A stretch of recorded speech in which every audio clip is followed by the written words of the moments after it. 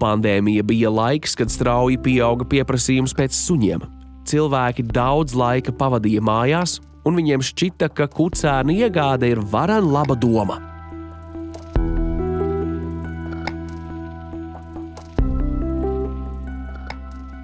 Šobrīd, kad darba ritms atgriezies, diemžēl daudzu dzīvēs suņiem vietu vairs nav.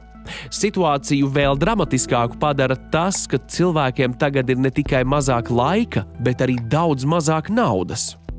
Ir dzīves dārdzība, kas, protams, diemžēl uz doto mirkli visiem mums sit smagi pa maciņu.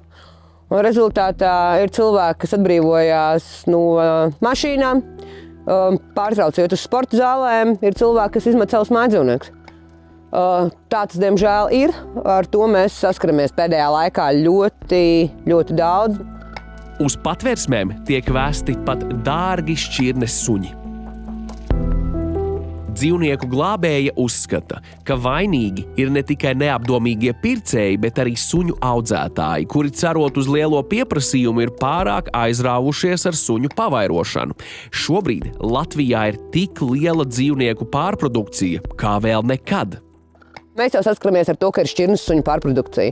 Mums uz doto brīdi patvērsmē ir Tibets mastifs, ir 2 vācu aitsugas suņi, ir 2 malinois, ir taksis, tikko atveda putnu suni, vēl ir husky, un mēs šīs vasaras laikā ar to saskaramies regulāri.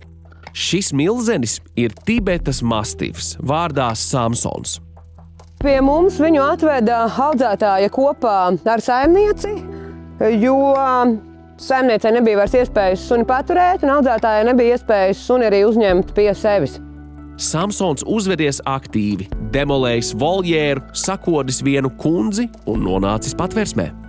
Es, protams, biju šokēta, pārsteigta, dusmīga, jo kāpēc mums kā patvērsmē ir mūžīgi jārisina visas problēmas un jābūt pa spundi visām mucām. Tibetas mastifs ir sarežģīta šķirne, kurai nepieciešams pieredzējis saimnieks.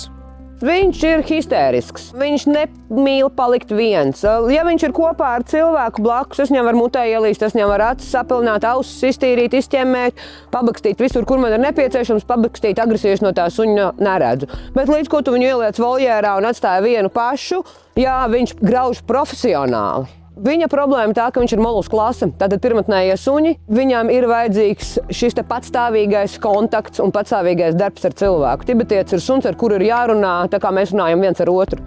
Viņi visu ļoti labi saprot. Visi, kas zvana un interesējas par Samsonu, sunī saskata tikai peļņas avotu. Tas ir pats ļaunākais, jo cilvēki jau nesaprot. Man arī par Tibetas mastifu jau ir zvanījuši 4 cilvēki ar vienu noteikumu. Mēs šo sunu esam gatavi paņemt, ja viņš ir ar visām olām. Tātad, ja viņš ir derīgs vaislē. Tāda pati situācija ir ar vāciešu meitenēm abām un malinois meiteni. Visi ir gatavi šo suni paņemt, bet viņš jau ir jābūt reproduktīvam. Viņam ir jāspēj dzemdēt un jāspēj ražot. Mēs esam ļoti ļauni un ļoti riebīgi. Viņus visus sūtam lasīt saules puķus un liekam ievērot ministra kabineta 407. noteikumus, kas paredz to, ka, ja suns ir sasniedzis 6 mēnešu vecumu, no patvērsmes iziet kastrēts.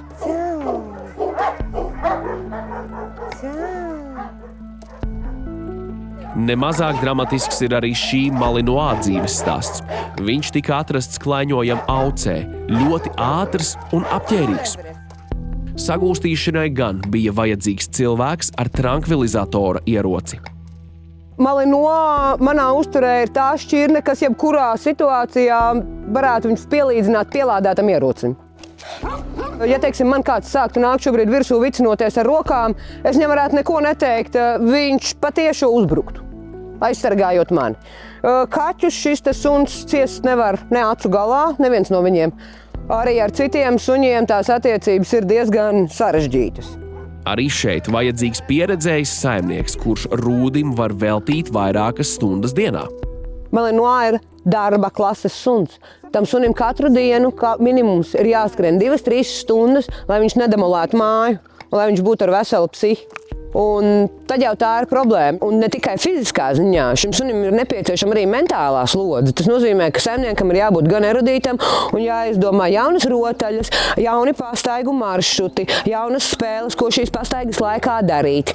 Patvērsmes saskaras ar vēl vienu jaunu problēmu – hibrīdsuņi, jeb kā iesaukuši vietējie mičūrinieši, divu šķirnes suņu jaukteņi. Šī tendence pasaulē, diemžēl, jau ir sasniegusi tādu zināmu popularitāti, un, diemžēl, arī pie mums Latvijā šādus divu šķirņu sajaukumus var iegādāties, un tās summas šiem sunīšiem ir 2–2,5 tūkstoši. Cilvēkiem šķiet interesanti paeksperimentēt, paspēlēties, bet krustošanas rezultāti ir ārprātīgi. Kur ir problēma, krustojot divu dažādu šķirņu suņus? Cilvēki cer iegūt labāko rezultātu no šīm abām šķirnēm. Bet jūs jau zināt, ka Mērfijs tā īsti nedomāja. Gundaga demonstrē korgija un taksīša hibrīdu. Ja vizuāli takškorgijs izskatās tīri interesanti, tad raksturs sanācis agresīvs.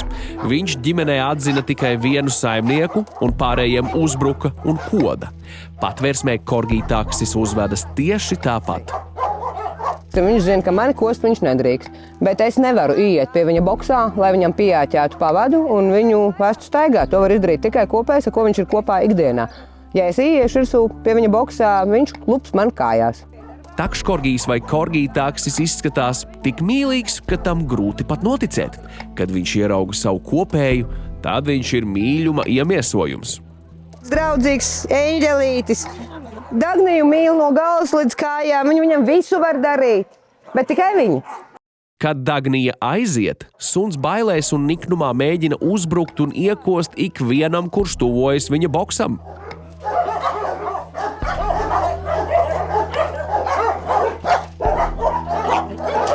Arī šeit cerības uz laimīgām beigām ir ļoti mazas.